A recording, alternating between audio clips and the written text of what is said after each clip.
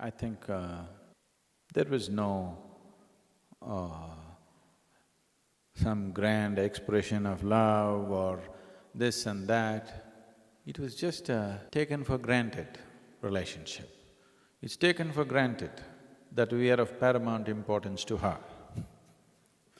So, it never occurred to us, oh, she loves us, she takes care of us, these thoughts never came. It's like, that's all her life is about, that she… just what matters in her life is just us. She gave us that cocoon and I think that made a tremendous difference to all of us in those times. And as I've already many times said, she made everything with her hands in the house, from cooking to embroidery, stitching drapes and stitching things, everything was her work. Her signature was all over the house. Without saying a word, it was simply everywhere. I remember when we went out to other places, always every pillowcase, every bedsheet, everything is embroidered. Some embroidery she would have done. If when we went out to places outside and just before sleeping, if she saw the pillowcase is just a white pillowcase, she would say, how can children sleep on an empty pillowcase? And within 5 minutes, she would put a small parrot. I remember those green parrots so well, because looking at the damn parrot, I would just fall asleep.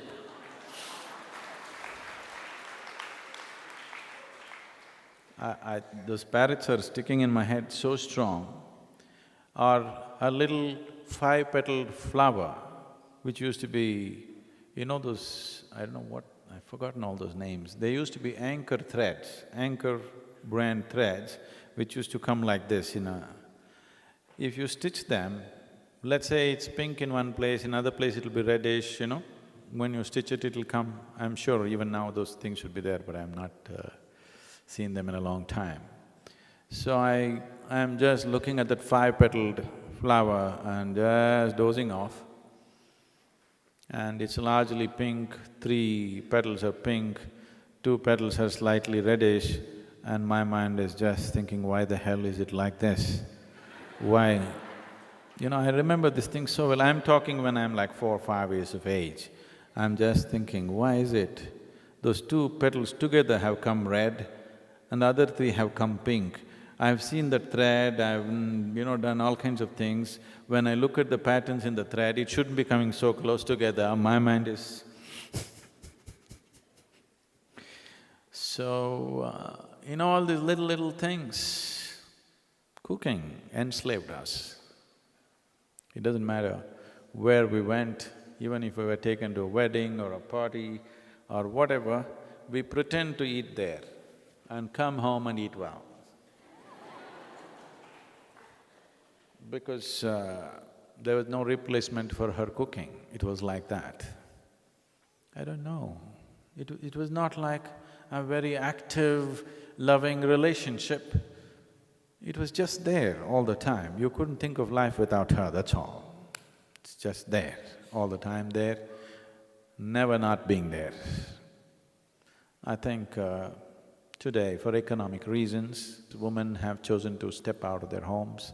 I'm not commenting about that. But for a child, when a child comes home, nobody at home, he opens his own lock and goes inside and eats some cold food and sits there. This is the fate of most of the Western children, and unfortunately this is becoming the fate of most of the Indian urban children.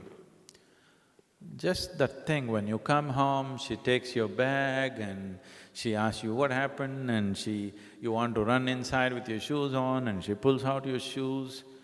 These are not simple acts. These are life-transforming acts, These are truly life-transforming acts. I think in many ways. The other dimension of who I am is different, but as a person who I am, I think she had a huge influence quietly, without saying a word, no teaching, no talking down. My father always tried to talk me down and tell me, this, you have to be like this, otherwise you'll become like this. None of it stuck in my head. But she just quietly, without saying a word about it, I think she impacted me hugely, very hugely, I would say.